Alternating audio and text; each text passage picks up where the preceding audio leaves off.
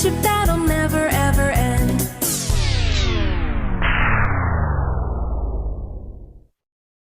Run!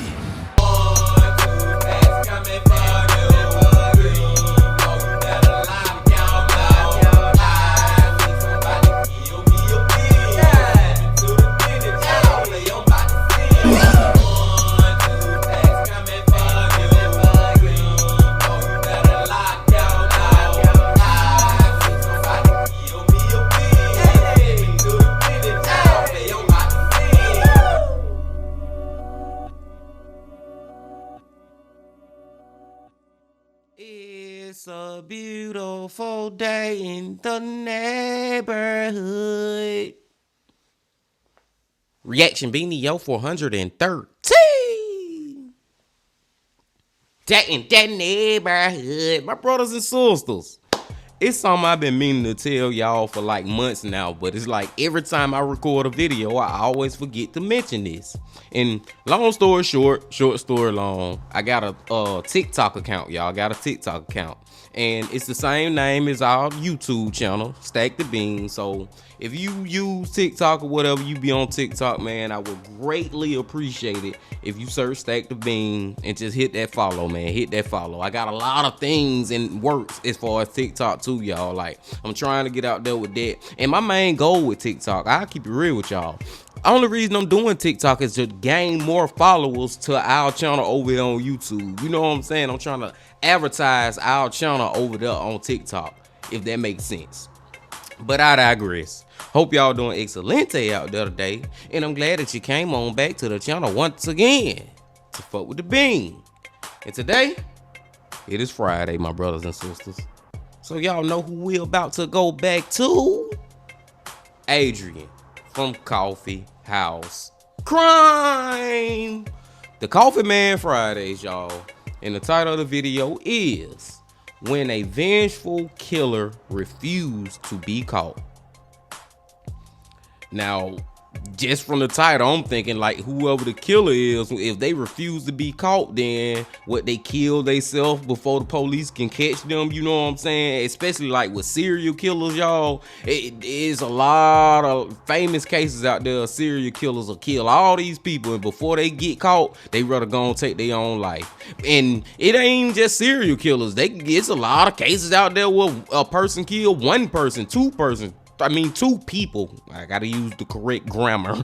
2 people, 3 people, whatever. You know what I'm saying, man? Then they end up taking their own lives because they too scared to face the consequences. But I don't know. That's just my first thoughts as far as the title of the video. But we're about to see. But before we see, my brothers and sisters, y'all know what y'all got to do. Get whatever you might need. Get what you need, please. Another Coffee Man Friday. Y'all got what y'all need? Y'all ready to go? Then let's fucking go. There is no emotion more delicate than love. Opening your arms and exposing your heart to someone can, quite bluntly, be terrifying, especially if you inadvertently give it to a reckless partner. When Lily James crossed paths with Paul Thissian, she likely hoped that the two would be a perfect match for each other. Sadly, she soon learned that he was not the kind of man she was looking for. The fragility that I spoke about works both ways. It's a sad reality that, while many doors to new relationships open, most of them will eventually close. And while many accept this cold and harsh fact, the rare few never do, paving the way to stalking, denial, anger, violence, and even murder. And sadly, Paul Thissian's actions in the following days would shock the city of Sydney beyond belief. Welcome back to Coffeehouse Crime, folks. My name is Adrian, and today we're in Sydney to look at a case that gripped this city for all of the wrong reasons. Paul Thissian was a seemingly good person, and Lily James, she was extraordinary. But following a chance encounter in the year 2023, their brief relationship would end in the most brutal of ways. As you can tell, this video is slightly different to the usual, but Coffeehouse Crime posts international true crime cases here weekly. So if that does sound like your kind of thing, please consider subscribing. And now, with that said, please grab yourself a coffee and come along with me for the deep dive. This is the case of Lily James. Get whatever you may need. And shout out to Coffee Man, y'all. Shout out to the Coffee Man. Just the fact, I have never watched a video from him where he actually narrating from outside. You know what I'm saying? He always in the coffee shop. So that's just a nice different change of pace, a different visual, man. But as far as the story go, it seems like we got another classic case of relationship gone wrong. A relationship that should have been ended and then it end up ending in the worst way possible. But let's go.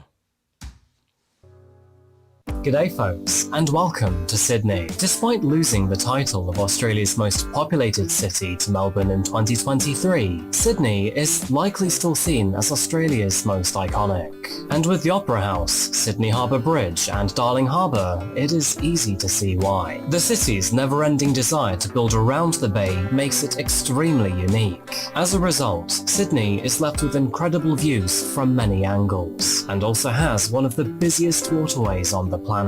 With the Blue Mountains to the west and dozens of beaches on its eastern coastline, anyone with an affinity towards outdoor activities is spoiled for choice here. And although Sydney's coffee couldn't possibly live up to Melbourne's golden standards, I do admit it's not bad at all. Sydney's love of coffee stems from the 18th century, when the first fleet brought coffee beans to Australia's shores. And this, coupled with the arrival of immigrants from Italy, France, Turkey and Greece during the 19th century, led to the first coffee houses in Australia opening in Sydney, making way to give rise to the city's now ardent cafe culture. Coffee aside, our story today begins in the suburb of Sans Souci, which can be found around 10 miles south of Sydney's central business district. I gotta say one thing about Sydney, Australia, real quick, y'all. It's one of those places outside of the United States that since a little child, like a little boy, I had wanted to always visit. You know what I'm saying, man? And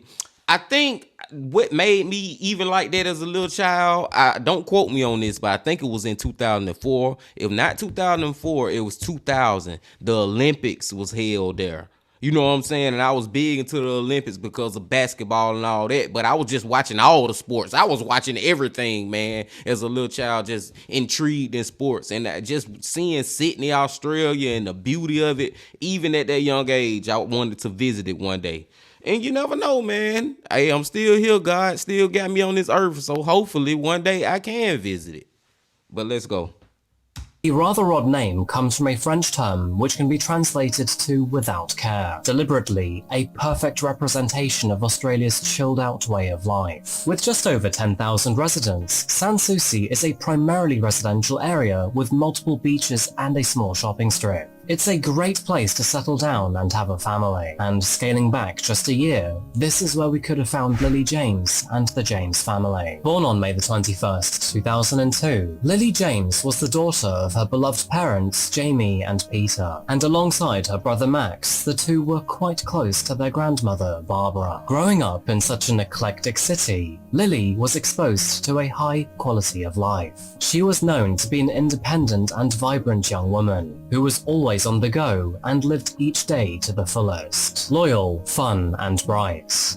These are three words commonly used to describe her, and friends, relatives, colleagues, and acquaintances all agreed she was an absolute joy to be around. After graduating from Danebank Anglican School for Girls in 2020, she went on to study sports business at the University of Technology, Sydney. Lily was naturally ambitious and worked hard to achieve her goals and dreams. She loved to dance, and despite her busy schedule, she still made time to support her brother Max, her friends, and family. Now, outside of working and studying, she also loved to play water polo. So much so that she was even employed as a part-time water polo coach by St Andrew's Cathedral School. And this school was where she would meet someone extremely crucial to this case. And his name was Paul Thyssean. Born in 1999, Paul was the son of an affluent Dutch family in the Netherlands. His mother Steph and father Esther were high-flying corporate parents, and despite their ever-demanding corpo lives, they loved their only child. His father was a consultant in marketing and communications, and following an opportunity to move from the Netherlands to Australia, the family relocated to Sydney in 2015. This paved the way for Paul to attend St Andrew's School in Sydney, where soon enough he soon became a sports captain chaplain and part of the school leadership team. And although he would return to the Netherlands with his parents in 2018, he soon returned after graduating from university. By 2020, he once again found himself living in one of the world's most exciting, albeit expensive cities. Sydney. I mean, like, it's just like so far so good with both of them, y'all. With the dude and the lady. You know what I'm saying? Like, so far so good as far as how they grew up. Both of them grew up with loving parents who cared about them and wanted them to have the best. And even after they became adults, they still was living a great life. And then they get together and for some reason it just go bad, man. I don't know if the dude, I think his name is Paul, maybe, I don't know, but the male in this story, I don't know if he had been dealing with mental issues all his life or something, but it's just so crazy how it seemed like the perfect storm can be forming to come together and it end up being the most terrible storm ever. You know what I'm saying, man? It's just sad, man. Let's go. Sydney's high price tag comes with the promise of sun, excellent healthcare and sports, and stellar education, which actually was perfect for Paul, because he planned to become a sports teacher. He continued to work at St Andrew's Cathedral School as a cricket and hockey coach. In addition to this, he also became an after-hours coordinator while studying for a Masters of Teaching. Living in a semi-detached house in Kensington, he hardly knew his other three housemates. They described him as polite and courteous, yet sometimes messy. Not that it mattered too much, as he was hardly ever in. Many adults saw Paul as a high-achieving young man who was bound to become successful, but sadly, that is where the compliments end. Allegedly, some of the students around Paul felt rather uncomfortable around him, with some even reporting to their friends that he was behaving quite creepily. Apparently, he was rather flirtatious with the younger female students and had a wandering eye, and this made many of them feel unsettled in their environment. He was also described as arrogant by former peers, objectified women, and was not liked by many of the men around him. Unfortunately, Paul bore all of the typical red flags, most of which were seemingly well hidden. He was quite narcissistic, had a fragile ego, and wanted to control all of his relationships. Again, many of these red flags were not apparent from the outset, so Paul would have had plenty of opportunity to catch a woman's attention before they noticed who he really was. And tragically, Lily was one of those people. And see, that's the thing about people, man. It's a lot of people out here who faking it out in public. You know what I'm saying? But behind closed doors, they're a whole different animal. And it sounds like that's who Paul is, man. Like, even though students and, you know, the female students was kind of feeling weird or creeped out by him or uncomfortable by him because they knew the way he was talking and the way he may have been looking at them, that's just scratching the surface of who he really is when you get inside his house. You know what I'm saying? When y'all chilling on the couch, that's when you gonna really find out his character. Let's go.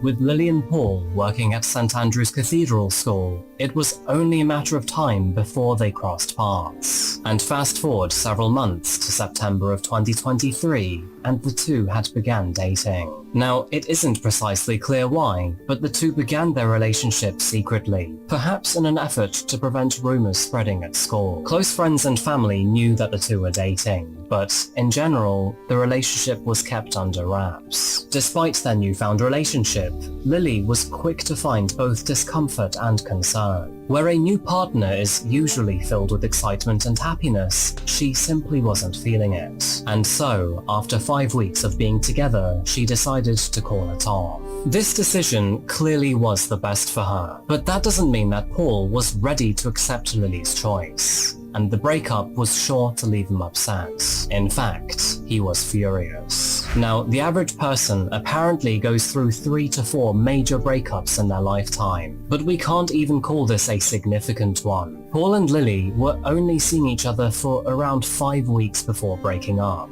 And the way that Paul emotionally reacted was far beyond acceptable, even for the most serious of relationships. Students and friends always assumed that Paul had a fragile ego. Sadly, he was about to prove it in one of the most deplorable ways possible. And tragically, it would all come at the expense of Lily's life. like, bro, y'all only been together 5 weeks, man. Like, I feel like if in 5 weeks, it ain't nowhere near that serious, dude. Like, bro, in 5 weeks, man, even though y'all might say y'all in a relationship, you're still dating. You know what I'm saying, man? Like, come on, bro. October 26, 2023. Over the course of the evening, concern grew in the James household. Lily, who usually made her way home on time, was nowhere to be found. Furthermore, she wasn't replying to her phone calls or messages. With her unexpected absence, both of Lily's parents were becoming worried. In fact, her father had become so nervous that he called the police to report her missing. And sadly, their fears would only escalate from here. Lily's disappearance would be short-lived. As the news began to spread around family and close friends, her father received a strange text message. Although this message came from Lily's phone, it didn't sound like her. She had asked him to pick her up from school, which was unusual at this time of night. By now, her father had become desperate. He wanted to make sure that his daughter was okay, and so, in a bid to find comfort, he headed out the front door to pick her up at St. Andrew's Cathedral School. Tragically, he would be met with devastation. After arriving at the school, Jamie immediately sensed that something was wrong. The school itself was surrounded by police cars, with multiple areas cordoned off and no way to get in. Something bad had happened here, but the details were not yet clear. That is when Jamie's world came crashing down. The authorities had been tipped by an anonymous caller, declaring that a body could be found on the school grounds and that it should be investigated. Officers soon arrived at the school shortly before Lily's father, and they were met with a confronting scene. The body of a young woman was found in the bathroom of the school's gymnasium. Upon entering, they realized there were evident signs of a struggle. The victim had been bludgeoned to death, had tragically been hit many times with a hammer. That victim was soon identified to be Lily James. Are you fucking kidding me? Like, my mind kind of blown right now with Paul, man. With Paul, y'all, because he freaking took her phone after he murdered her, took her phone and texted her daddy, can you come pick me up from school? What kind of type of sicko in the head could you be to do that? That is freaking ridiculous, man. That is crazy, y'all. Like, it's these criminals and these just people out here, these murderers, these whatever sickos in the head, just never ceases to amaze me. Why would you do that? This news would be sure to rip a hole into the local community of Sydney. Lily was a much-loved teacher, now callously murdered on the very grounds she worked on and was supposed to feel safe. As for her killer, whoever they were nowhere to be found. Amid this unfolding tragedy, parents and teachers found themselves deeply concerned about the well-being of their students. Murder in a downtown school in Sydney sent shockwaves throughout the community.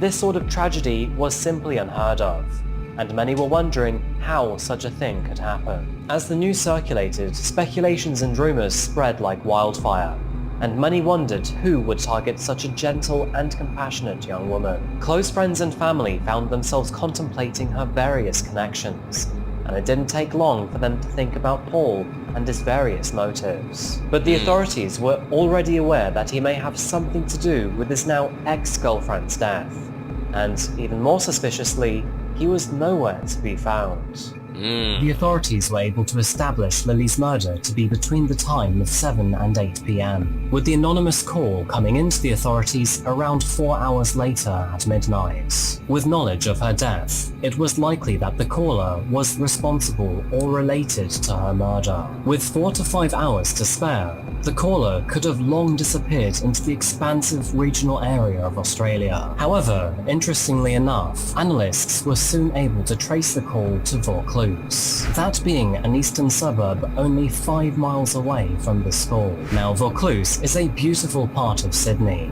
and also one of the most expensive suburbs to live in. It overlooks the harbour to the west, and more notably, the expansive sea to the east. The anonymous phone call was traced to Diamond Bay Reserve, located along the eastern coast of Vaucluse. And with its steep cliffs and rocky drop, this place is known to be particularly dangerous. And as you will soon come to find out later in this video, my personal experience determined that it's a gorgeous yet very dangerous place to be when off the beaten path. More specifically, the Gap is infamous for being a place where many people take their own lives. And while being here, I could feel a lot of sadness found behind its beauty. Eventually, police officers determined that the call originated from Paul's phone. However, by the time they arrived, he was long gone. After digging through surveillance footage which was recorded by a private home, detectives were met with more concerning clues. As it turns out, a security camera of one of the local houses picked up more than Paul had bargained for. At 8:47 p.m, roughly 1 hour after Lily's murder, a Lexus vehicle parked along the curb of Crisbank Crescent, with this street being found right next to Diamond Bay Reserve and the Gap. At 9:04 p.m, the driver emerged from the vehicle before walking westwards. The man appeared to be holding a bag and was carrying a relatively calm posture. After identification, it is confirmed that this man was Paul Thisian. 8 minutes later, at 9:12 p.m, he was once again spotted walking eastwards towards his car. He remained there for 36 minutes before turning it on at 9:49. He then drove away into the night. It is noted that Paul only called the authorities 2 hours after being captured by the surveillance footage on this road. He was then seen driving off in that direction, never to be seen again. Before driving away, he was spotted walking in that direction towards the cliffside and a nearby bin. By daylight, his vehicle was found in a nearby car park, but as for the man himself, he was nowhere to be found. This dude making himself look so freaking guilty, man. Like, bro, you telling on yourself in a roundabout way, just the way you avoiding the police and just, you at the point of leaving your damn car, abandoning your car. Like, why are you not talking to us, dude? Like, why are you being so freaking, like, evasive? He telling on himself, man. I just hope he get caught. And most definitely, y'all, can we please end this story with somebody getting the freaking life in jail and he stay in jail, in prison? I mean, can we get life without the possibility of parole for a change? Because the last couple videos we've been watching, man, at the end of the story, I have been disappointed in a mother. Let's go. For the next 24 hours, police frantically searched for Paul.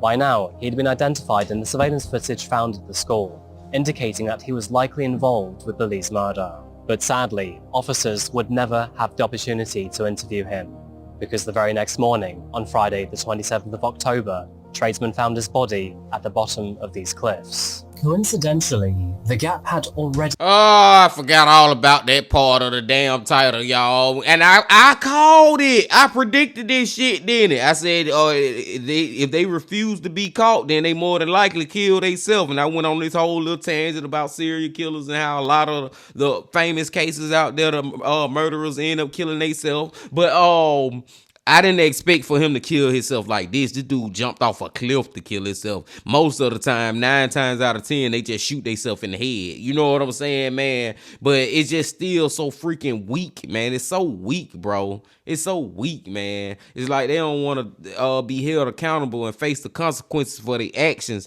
And this will my belief in God come in, man. Whoever created all us, just because we die, that ain't it.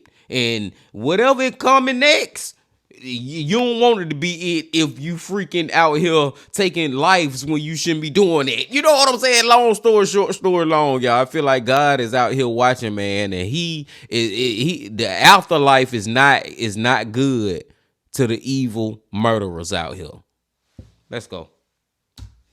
Been sectioned off for routine renovations. Looking across the Gap, they spotted what appeared to be a body amongst the rocks found at the bottom of the cliffs. And sadly, they were correct in their assumptions. At 9 a.m, police helicopters and boats arrived to retrieve the unidentified body. Strong winds on the day made the operation extremely challenging. The ocean was rough, and as you can see, large swells were at the base of the cliff. After sectioning off the area, the authorities found a bin that contained Paul's items and a hammer. By noon, the body had been retrieved and identified to belong to a white male. Identification would take a while though. The body was bloated and shattered from the cliffs and harsh waters. Soon enough though, through fingerprint technology and records held at the Dutch embassy, the body was identified to belong to Paul Thisien. It appeared that the coward had decided to take the easy way out instead of face the consequences. Exactly.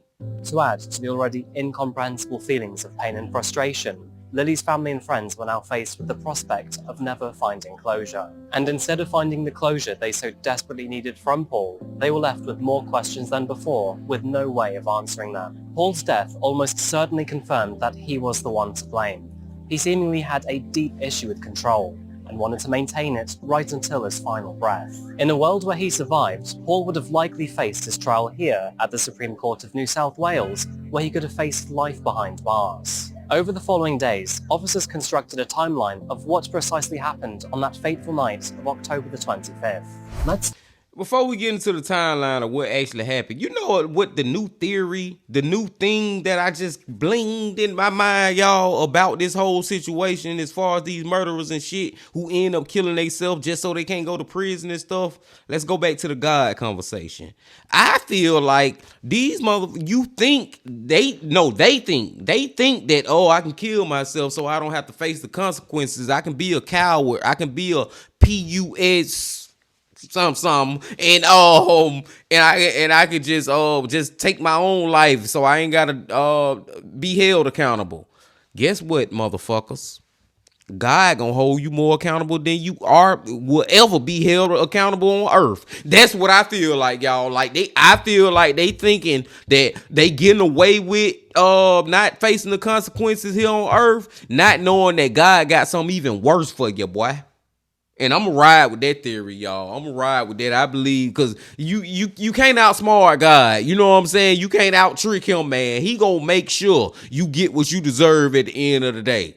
He is the creator. He is the GOAT. Let's go. Begin in mid-September. After crossing paths, Paul and Lily started to secretly date in the middle of this month. 3 weeks later, Paul Thisien and Lily James visited a friend in Vaucluse. Not only did this location hold some sort of sentimental significance to their relationship, but this is also likely how he knew of the gap. Sadly though, the relationship would not last very long. It is reported that Paul was controlling and aggressive towards Lily, and knowing that he was no longer someone that she wanted in her life, she called the relationship off roughly 2 weeks after visiting Vaucluse. Paul's anger and frustration simmered for multiple days after the breakup. He was devastated, but instead of focusing on how he could become a better partner in the future, he refused to allow Lily control over her own life. On the day of Lily's murder, Paul travelled to a local hardware store and purchased a hammer, clearly displaying premeditation in killing or at least harming his former girlfriend. He then rented out a silver 2003 Lexus sedan and drove it towards St. Andrew's Cathedral School. At around 7 p.m. that night, and following her shift at school, Lily James was spotted by a surveillance camera entering the gymnasium's toilets. Although this surveillance footage is not currently available to the public, Paul was spotted following her, with multiple witnesses reviewing this surveillance footage and confirming his identity. An altercation followed, sadly ending in Lily's death. She was beaten and bludgeoned to death with a hammer, and tragically had been assaulted so badly that her face was no longer recognizable. Paul spent over an hour in the bathroom before leaving shortly after 8 p.m. He then jumped in his car and drove to Diamond Bay Reserve, known as the Gap. That is when a surveillance camera captured him at 8:47 p.m. As we know, he made a short trip away from the car before returning. It is believed that he dumped the hammer and his belongings in this bin in that time frame. Paul then drove away and parked his car in a nearby car park. He then phoned the authorities to inform them of her body, anonymously confessing that she had been murdered and her body was in one of the school's bathrooms. After that, Paul callously messaged Lily's father, pretending to be her as he asked him to pick her up from school. Criminologists speculate that Paul's motive for sending those text messages was either to ensure that Lily's body would be found, or to potentially alter the time at which the police believed she had died. It isn't known what Paul was up to in the 2 hours between the surveillance footage and calling the authorities, but we do know that in the hours after his phone call, he made his way to the gap, walked to the cliff's edge, and then jumped. The authorities found his AirPods on this rock nearby. By 4:30 a.m., St. Andrew's School emailed all students' parents to inform them that the school would be closed for the rest of the week due to a critical incident. The school also brought in professional therapists to provide support to students, teachers and parents, and all exams happening at the time were moved to separate buildings. By 11 a.m., Lily's death had been confirmed by the authorities, and what also became glaringly apparent was that Paul was nowhere to be found. However, what they didn't know at the time is that he too was dead. Meanwhile, Paul's body remained undetected for just over 24 hours before being discovered by tradesmen working on the past renovations behind me. Following her death, the former headmaster of St. Andrew's Cathedral School received heavy criticism after describing Paul, of all people, as an absolute delight and not a monster. But context is important here. In full, Dr. Collier said, "What is chilling about the tragedy which unfolded at St. Andrew's, the shock and grief of which will cascade for a long time, is that the young man concerned was, in everybody's estimation, an absolute delight. He appeared to be just like the best of us." The important detail to take away here is that Paul seemed to be like everybody else. People capable of monstrous actions are all around us, and nobody would have ever suspected this from Paul. I think it's important. I agree with that man, bro. Like, and not just specifically talking about Paul, but it's people out here who you will think just the most regular person in the world, man, who you will look at like, ooh, they doing pretty good for themselves. They got their head on straight. They doing this, they doing that. They got the family. They working hard, all this and yada, yada, yada, yada. And they'll be the most crazy motherfucker you ever met in your life. Like a ticking time bomb just will go off, or the light switch just flip from off to on, and then they'll just go crazy like he did. Like, this dude came from a great household. He was great in school, great jobs, just great adulthood life. And just because this lady wanted to break up with you and y'all was only together 5 years. Now, I'm not saying that if they was together for 5 no, I said 5 years, 5 weeks. I'm not saying that if they was together for 5 years or 50 years, 55 years, that it would make it any better. But still though, man, like, bro, y'all was together for 5 years, and then you end up doing this to her? Like, it's like he just became a murderer out of nowhere. What made him like just flip like that? Became a murderer, killed somebody, then killed himself. Like, dude. And then it's so effed up because we will never have answers because he not here no more. He took her life. It's just sad situation, y'all. It's just sad situation. Important here to note that Dr. Collier was not justifying Paul in any way, but rather highlighting that he had masked his actual self around the public. To this day, nobody understands why Paul reacted in such an aggressive and permanent way to the breakup. He was young, successful, and had a very prosperous future ahead of him. And sure, he may have been a douchebag, but he had plenty of time to mature into a thoughtful and kind man. Some do speculate that the 18 months of isolation he had during COVID-19 may have affected him badly. But personal opinion, that doesn't change anything. Most of us had to go through that. It has left many students confused, because although some of them do refer to him as a creep, others say he was a good friend who cared about his students. Quite honestly, his behavior is simply incomprehensible. It also appears that her murder was premeditated. In the hours prior to her death, he rented out a car and purchased a hammer before finding her. In fact, the car even suggests that he may have planned to dispose of her body in hopes that she would never be found. For all we know, he may have continued with his life afterwards as if nothing had happened.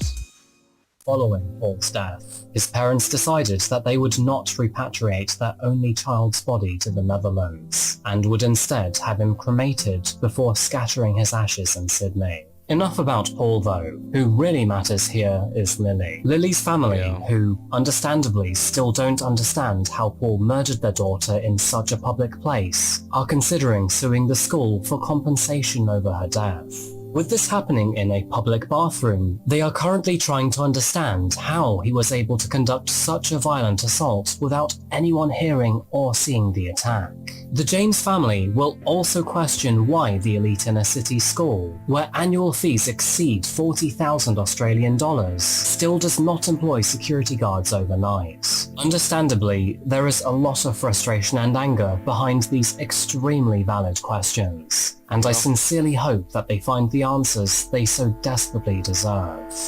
Sadly, like many other countries across the globe, the number of intimate partner homicides has been increasing over the years. However, saying that, the Australian Institute of Criminology does come with some rather positive news. The intimate partner homicide rate per 100,000 population in Australia is decreasing. It's just that, with an increase in population, the overall number of intimate homicides is climbing. Yet, of course, we can always strive to push this figure to zero. Refocusing here from a broad to a personal lens, it is easy to see that Lily's death was entirely avoidable and should never have happened. Sadly, Paul's behaviour was not predictable, but one could argue that the school should have had a security guard or system in place to protect Lily from Paul. After all, he was alone with her in that bathroom for more than 1 hour before fleeing. It's terrible to realise that questions over security require a tragedy like this to happen first. Lily's close friends remember her with fondness. They continue to describe her as the nicest and kindest person they have ever met. She is remembered as full of vitality,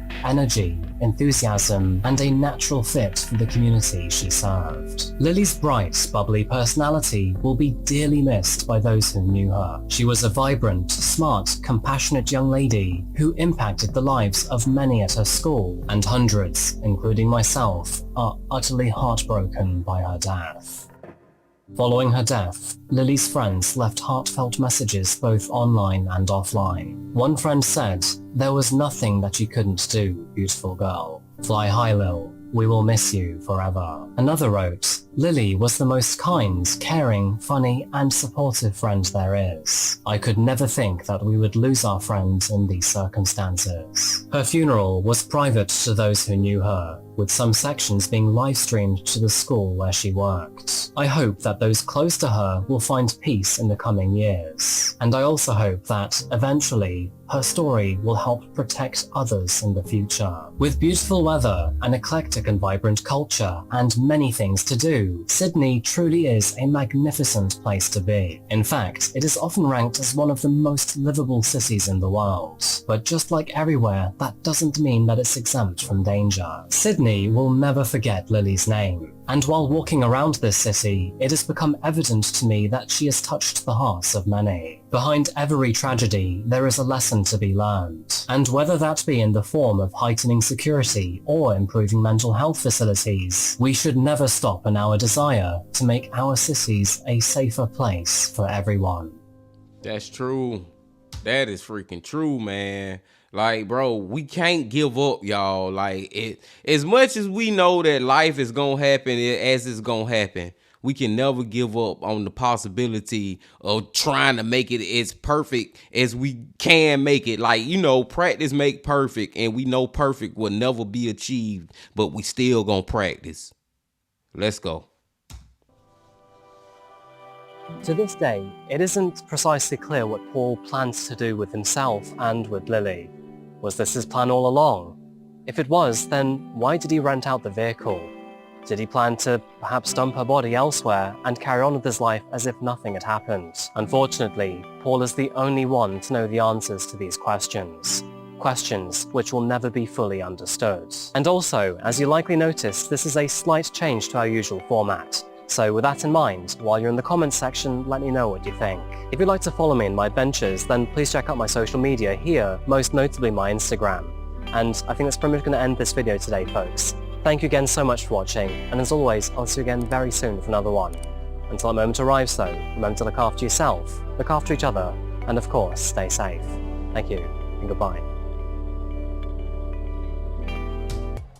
Rest in peace to Lily James, y'all. First and foremost, rest in peace to her, man. At the end, I was starting to get a little emotional, y'all. That's why I kind of got quiet, man. I was starting to get a little emotional. I'm emotional right now, man. It's just so sad, man. She was such a beautiful young lady. Like, so beautiful and had so much going for herself, man. It's just terrible. And I just want to divert to our boy Adrian real quick, man, just to give him another shout out because, you know, I like your new format, bro. I think it's pretty cool, you know what I'm saying? You switching it up and you actually visiting these places where these murders and even the S word happened where he jumped off the cliff. You know what I'm saying? He actually was there, and it's nice, bro. I like that. I like that format right there, man. But overall, just great story. Point blank period from our boy Adrian from Coffeehouse Crime. But just back to the story though, man, like I said, y'all, I understand her parents being mad at the school on as far as like where was the security, like ain't no, and this is like one of those rich schools, you know what I'm saying? This ain't no just run-of-the-mill cheap ass school. Like this school, you got to have some money to be up in here, so you would think that they would have the right type of security, man. So it just, he was in there with her for over an hour. Like, bro, where is everybody, man? Like, come on, man. It's just, oh man. And it's so crazy that 5 weeks, they only was together for 5 weeks and he got that emotional. And it's like, I'm looking at him, I'm looking at Paul, and I'm like, Paul, you got everything going for you right now in the world, bro. You are doing great. Let her live her life. She don't want to be with you, bro. It's plenty more out there. There's so many out there till you'll get tired of it. You know what I'm saying, man? Like, there are so many out there, bro. You don't, let her go, bro. You don't even know her for real, bro. You've been with her for 5 weeks, bro. Y'all been in a relationship officially for 5 weeks, bro. Calm down, bro. Pump the brakes. Look, let her go live her life. You go live yours, man. And it's just, oh man, I just don't understand it, y'all. But everything on earth is not for us to understand, man. I learned that a long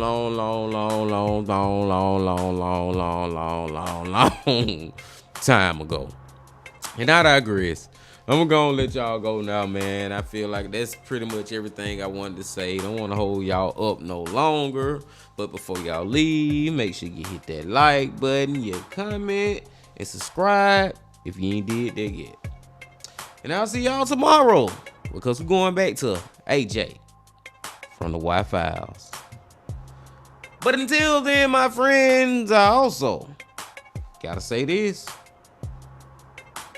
Love, peace, and happiness. Stay safe. Don't stop. Keep going.